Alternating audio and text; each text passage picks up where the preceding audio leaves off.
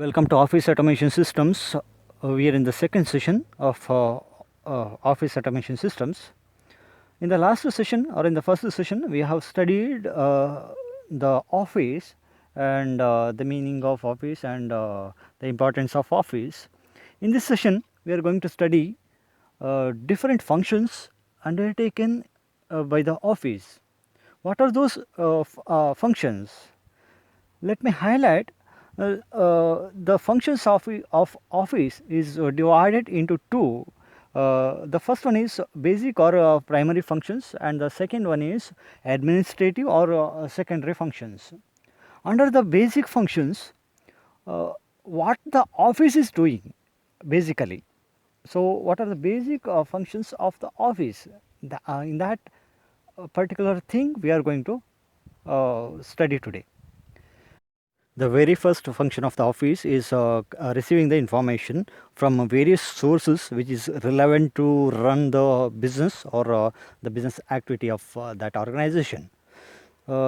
ನಾವು ಒಂದು ಎಕ್ಸಾಂಪಲ್ ತಗೊಂಡ್ರೆ, ನಿಮ್ಮ ಅಡ್ಮಿಷನ್ ಸಂದರ್ಭದಲ್ಲಿ ಅಡ್ಮಿಷನ್ಗಿಂತ ಮುಂಚೆ ನಮ್ಮ ಕಾಲೇಜಿನ ಆಫೀಸ್ ಬೇರೆ ಬೇರೆ PUC ಕಾಲೇಜುಗಳನ್ನು ಅಪ್ರೋಚ್ ಮಾಡಿ ಅಲ್ಲಿ ಓದ್ತಿರುವಂಥ ವಿದ್ಯಾರ್ಥಿಗಳ ಸಂಖ್ಯೆಗಳ ಮಾಹಿತಿಗಳನ್ನು ಕಲೆ ಹಾಕ್ತದೆ.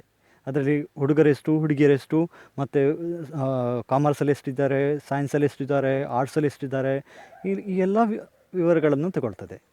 ಸೊ ಈ ವಿವರಗಳನ್ನು ಕಲೆಕ್ಟ್ ಮಾಡಿ ಅದನ್ನು ಸ್ಟೋರ್ ಮಾಡ್ತದೆ. ಅದೇ ರೀತಿಯಲ್ಲಿ ಕಾಲೇಜು ಯೂನಿವರ್ಸಿಟಿಯನ್ನು ಅಪ್ರೋಚ್ ಆಗ್ತದೆ, ಅಥವಾ ಪಕ್ಕದ ಕಾಲೇಜುಗಳನ್ನು ಅಪ್ರೋಚ್ ಆಗ್ತದೆ, ಅಥವಾ ಗೌರ್ಮೆಂಟನ್ನು ಅಪ್ರೋಚ್ ಆಗ್ತದೆ. ಅಲ್ಲಿಂದ ಬೇರೆ ಬೇರೆ ಇನ್ಫಾರ್ಮೇಷನ್ಗಳು, ಏನೆಲ್ಲ ಇನ್ಫಾರ್ಮೇಷನ್ಗಳು ಅಗತ್ಯ ಇದೆ ಕಾಲೇಜ್ ರನ್ ಮಾಡೋದಕ್ಕೆ ಅಥವಾ ಕೋರ್ಸ್ಗಳನ್ನು ರನ್ ಮಾಡೋದಕ್ಕೆ, ಅದೆಲ್ಲ ಮಾಹಿತಿಗಳನ್ನು ಕಲೆಕ್ಟ್ ಮಾಡ್ತದೆ ಅಥವಾ ರಿಸೀವ್ ಮಾಡ್ತದೆ.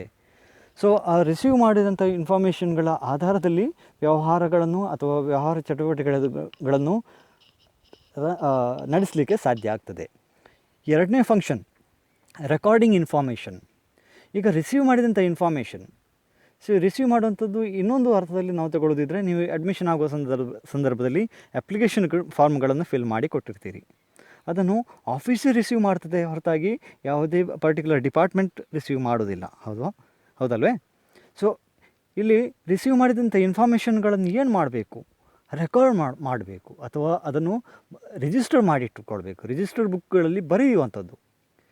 ಈಗ ಒಂದು ಕಾಲೇಜಿನ ಅಪ್ರೋಚ್ ಆಗಿದ್ದೇವೆ, ಅಲ್ಲಿ ಎಷ್ಟು ಮಕ್ಕಳಿದ್ದಾರೆ, ಎಷ್ಟು ಸೈನ್ಸಲ್ಲಿದ್ದಾರೆ, ಎಷ್ಟು ಆರ್ಟ್ಸಲ್ಲಿದ್ದಾರೆ, ಎಷ್ಟು ಕಾಮರ್ಸಲ್ಲಿದ್ದಾರೆ, ಅಥವಾ ಎಷ್ಟು ಜನ ಹೈಯರ್ ಎಜುಕೇಷನ್ಗೆ ಹೋಗ್ತಾರೆ ಅಂತ ಮಾಹಿತಿ ಸಿಕ್ಕಿದೆ.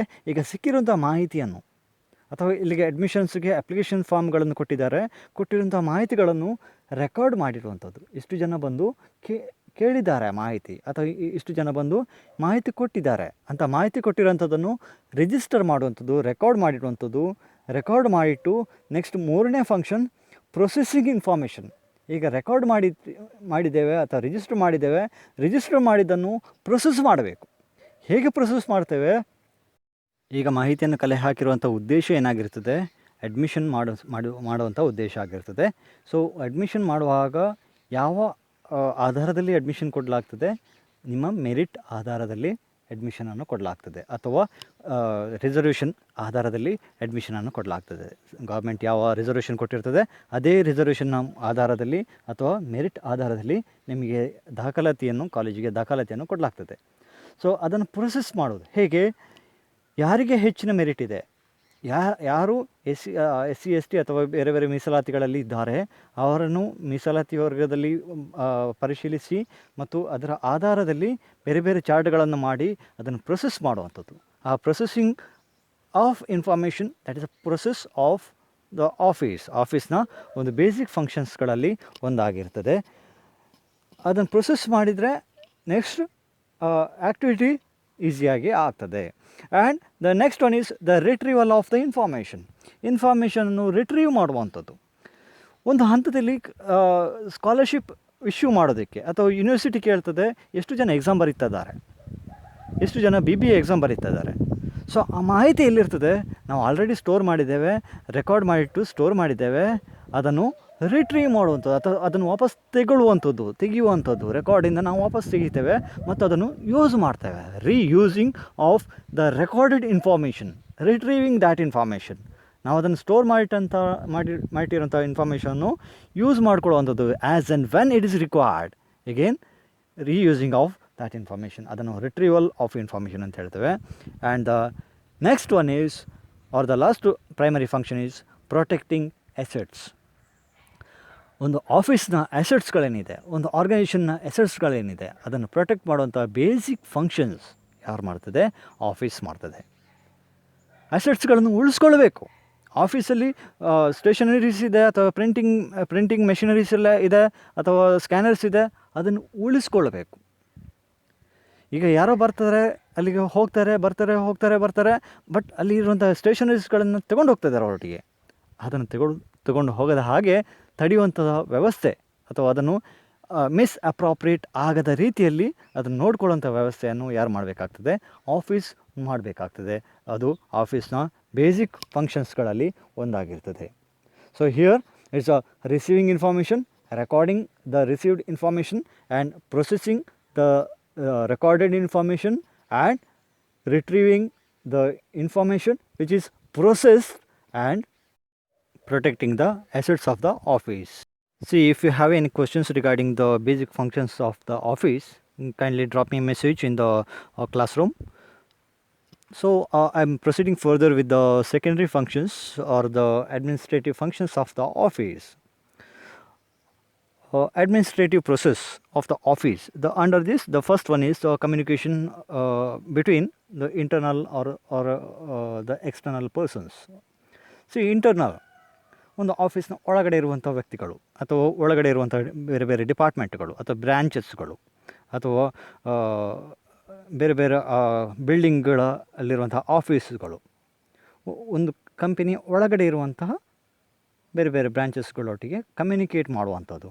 ಯಾವುದೇ ಇನ್ಫಾರ್ಮೇಷನ್ ಕೇಳಿದಾಗ ಇರುವಂಥ ಲಭ್ಯ ಇರುವಂಥ ಮಾಹಿತಿಗಳನ್ನು ಅವರಿಗೆ ಒದಗಿಸಿಕೊಡುವಂಥದ್ದು, ಮತ್ತು ಅಲ್ಲಿಂದ ಬೇಕಾದಂಥ ಮಾಹಿತಿಗಳನ್ನು ಕಲೆಕ್ಟ್ ಮಾಡುವಂಥದ್ದು. ಸೊ ಇಲ್ಲಿ ಬೇಸಿಕ್ ಫಂಕ್ಷನ್ಸ್ ಆಫ್ ದ ಆಫೀಸ್ನಲ್ಲಿ ನಾವು ಕಲ್ತಿದ್ದೇವೆ. So receiving the information, receiving ಎಲ್ಲಿಂದಾಗಿರ್ತದೆ? ಹೊರಗಿಂದ ಮಾತ್ರ ಅಲ್ಲ, ಕಂಪನಿ ಒಳಗಿಂದ ಕೂಡ ಮಾಹಿತಿಯನ್ನು ರಿಸೀವ್ ಮಾಡ್ತೇವೆ. ಅದು ಹೇಗೆ ಸಾಧ್ಯ ಆಗ್ತದೆ? Because of the communication between the internal as well as the external persons. ಒಂದು ಆರ್ಗನೈಸೇಷನ್ನ ಬೆಳವಣಿಗೆಗೆ ಅದರ ಪಬ್ಲಿಕ್ ರಿಲೇಷನ್ಸ್ ಕೂಡ ಒಂದು ಮುಖ್ಯ ಭಾಗ ಆಗ್ತದೆ. ಸೊ ಪಬ್ಲಿಕ್ ರಿಲೇಷನ್ಸ್ನಲ್ಲಿ ಇವರು ಶೇರ್ ಹೋಲ್ಡರ್ಸ್ ಇರ್ಬೋದು, ಅಥವಾ ಕಸ್ಟಮರ್ಸ್ ಇರ್ಬೋದು, ಅಥವಾ ಕ್ರೆಡಿಟರ್ಸ್ ಇರ್ಬೋದು, ಅಥವಾ ಜನರಲ್ ಪಬ್ಲಿಕ್ ಇರ್ಬೋದು, ಅವ್ರ ಜೊತೆ ಹೇಗೆ ವ್ಯವಹಾರ ಮಾಡ್ತದೆ, ಅಥವಾ ಯಾವ ಮಾಹಿತಿಯನ್ನು ಅವ್ರು ಕೇಳಿದಾಗ ನಾವು ಒದಗಿಸ್ತಿದ್ದೇವೆ, ಅಥವಾ ಯಾವ ಮಾಹಿತಿಯನ್ನು ನಾವು ಒದಗಿಸಲೇಬೇಕಾಗ್ತದೆ, ಅದನ್ನು ಎಲ್ಲಿಂದ ಒದಗಿಸಲಾಗ್ತದೆ? ಆಫೀಸ್ನ ಮುಖಾಂತರವಾಗಿ ಮಾತ್ರ ಒದಗಿಸಲಾಗ್ತದೆ. ಸೊ ಇಲ್ಲಿ ಎರಡನೇ ಅಂಶ ನಾವು ನೋಡಬೇಕಾಗಿರೋಂಥದ್ದು ಮ್ಯಾನೇಜೀರಿಯಲ್ ಫಂಕ್ಷನ್ಸ್. ಸೊ ಮ್ಯಾನೇಜರಿಯಲ್ ಫಂಕ್ಷನ್ಸ್ನಲ್ಲಿ ನಾವು ಆಲ್ರೆಡಿ ಸ್ಟಡಿ ಮಾಡಿದ್ದೇವೆ. Planning, leading, controlling, directing et cetera, ಇದನ್ನೆಲ್ಲ ಮ್ಯಾನೇಜರಿಯಲ್ ಫಂಕ್ಷನ್ ಅಂತ ಹೇಳ್ತೇವೆ. ಪ್ಲ್ಯಾನಿಂಗ್ ಮಾಡುವಂಥದ್ದು, ಅಥವಾ ಲೀಡಿಂಗ್ ಮಾಡುವಂಥದ್ದು, ಕಂಟ್ರೋಲಿಂಗ್ ಮಾಡುವಂಥದ್ದು, ಡೈರೆಕ್ಟಿಂಗ್ ಮಾಡುವಂಥದ್ದು, ಇದೆಲ್ಲ ಆ್ಯಕ್ಟಿವಿಟೀಸ್ಗಳು ಎಲ್ಲಿಂದ ಮಾಡಲಾಗ್ತದೆ? ಆಫೀಸ್ನಿಂದ ಕಲೆಕ್ಟ್ ಮಾಡಿರೋಂತಹ ಇನ್ಫಾರ್ಮೇಷನನ್ನು ಉಪಯೋಗಿಸ್ಕೊಂಡು ನಾವು ಈ ಮ್ಯಾನೇಜರಿಯಲ್ ಫಂಕ್ಷನ್ ಮಾಡಲಿಕ್ಕೆ ಸಾಧ್ಯ ಆಗ್ತದೆ, ಮತ್ತು ಇದು ಅಡ್ಮಿನಿಸ್ಟ್ರೇಟಿವ್ ಫಂಕ್ಷನ್ನ ಒಂದು ಭಾಗ ಆಗ್ತದೆ. So another important administrative function is human resource function. Human resource function is related to placing the right employee in the right place. So here you need to understand that it's a responsibility of the office to determine the requirement of differently skilled people at the right place and the right position. So selecting an appropriate candidate is a responsibility of the office. Office will make a record of employee performance, and this will help to provide the appropriate price and benefit in the future to such employees. And the next important function of the office is purchase and control function. So purchasing and controlling of the materials or the resources is an important function of the office. So this will be happening because of the coordinating between the different branches of the organization. So it is very important to coordinate between or integrate between the production department, as well as the material department, as well as the marketing department, and the finance department as well. Another administrative function of the office is designing the forms and control or designing the forms.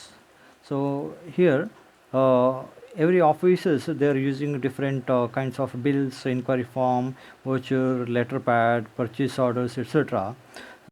So ಒಂದೇ ರೀತಿಯ ಒಂದು ಸ್ಟ್ಯಾಂಡರ್ಡನ್ನು maintain ಮಾಡುವಂಥದ್ದು ಅದು ಆಫೀಸ್ನ ಏನು ಕಾರ್ಯ ಆಗಿರ್ತದೆ. ಒಂದು ಸ್ಟ್ಯಾಂಡರ್ಡನ್ನು ಉಳಿಸ್ಕೊಳ್ಬೇಕು. ಯಾಕೆ ಸ್ಟ್ಯಾಂಡರ್ಡ್ ಉಳಿಸ್ಕೊಳ್ಬೇಕು? ಜನ ಗುರುತಿಸಬೇಕು, ಇದು ಇಂಥದ್ದೇ ಕಚೇರಿಯ ಅಥವಾ ಇಂಥದ್ದೇ ಆಫೀಸ್ನ ಲೆಟರ್ಗಳು, ಅಥವಾ ಇಂಥ ಕಂಪನಿಯ ಲೆಟರ್ಗಳು, ಅಥವಾ ಇಂಥ ಕಂಪನಿಯಿಂದ ಬಂದಂಥ ಬಿಲ್ಸ್ಗಳು ಅನ್ನೋಂಥದ್ದು ಗುರುತಿಸ್ಕೊಳ್ಬೇಕು, ಬ್ರ್ಯಾಂಡ್ ಆಗಬೇಕು. ಅದನ್ನು ಸ್ಟ್ಯಾಂಡರ್ಡೈಸೇಷನ್ ಅಂತ ಹೇಳ್ತೇವೆ. ಸೊ ಅದು ಯಾರ ಜವಾಬ್ದಾರಿ ಆಗ್ತದೆ? ಆಫೀಸ್ನ ಜವಾಬ್ದಾರಿ ಆಗ್ತದೆ. ಹಾಗಾಗಿ ಆಫೀಸ್ ಏನು ಮಾಡ್ತದೆ, ಅದು ಒಂದೇ ರೀತಿಯ ಡಿಸೈನನ್ನು ಮಾಡ್ತದೆ. ಡಿಸೈನ್ ಮಾಡಿ ಬೇರೆ ಬೇರೆ ಆ್ಯಕ್ಟಿವಿಟೀಸ್ಗಳಿಗೆ ಅದನ್ನು ಒದಗಿಸಿಕೊಡ್ತದೆ. ಸೊ ಬಿಲ್ಸ್ ಇರ್ಬೋದು, ಅಥವಾ ಪರ್ಚೇಸ್ ಆರ್ಡರ್ಸ್ನ ಫಾರ್ಮ್ಯಾಟ್ಗಳಿರ್ಬೋದು, ಅಥವಾ ಲೆಟರ್ ಪ್ಯಾಡ್ಗಳಿರ್ಬೋದು, ಅಥವಾ ವಿಸಿಟಿಂಗ್ ಕಾರ್ಡ್ಗಳಿರ್ಬೋದು, ಅಥವಾ ID ಕಾರ್ಡ್ಗಳಿರ್ಬೋದು, ಇದನ್ನು ಯಾರು ಡಿಸೈನ್ ಮಾಡ್ತಾರೆ? ಆಫೀಸು ಮಾಡ್ತದೆ.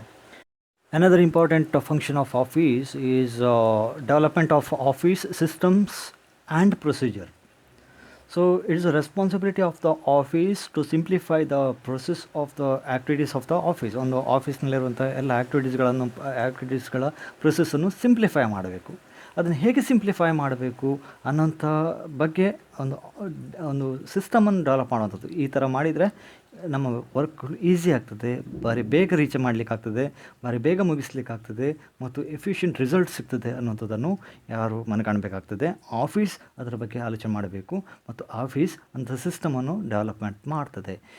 ಈಗ ಉದಾಹರಣೆಗೆ ನಿಮ್ಮ ಅಡ್ಮಿಷನ್ ದಾಖಲಾತಿಗಳು, ಅದನ್ನು ಅಡ್ಮಿಷನ್ ದಾಖಲಾತಿ ಟೈಮಲ್ಲಿ ನೀವು ಅಪ್ಲಿಕೇಶನ್ ಕೊಟ್ಟಿರ್ತೀರಿ.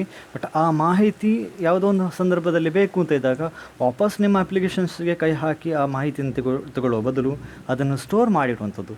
ಯಾವಾಗ ಮಾಹಿತಿ ಸಿಕ್ಕಿದೆ ಅದನ್ನು ಎಕ್ಸೆಲ್ ಫಾರ್ಮ್ಯಾಟಲ್ಲಿ ಅಥವಾ ಒಂದು ಸಾಫ್ಟ್ವೇರಲ್ಲಿ ರೆಕಾರ್ಡ್ ಮಾಡಿಡುವಂಥದ್ದು, ಮತ್ತು ಬೇಕಾದಾಗ ಒಂದೇ ಕ್ಲಿಕ್ಕಲ್ಲಿ ಆ ಮಾಹಿತಿ ಸಿಗುವ ರೀತಿಯಲ್ಲಿ ಆ ಸಿಸ್ಟಮನ್ನು ಡೆವಲಪ್ ಮಾಡಿದರೆ ಆಗ ಏನಾಗ್ತದೆ?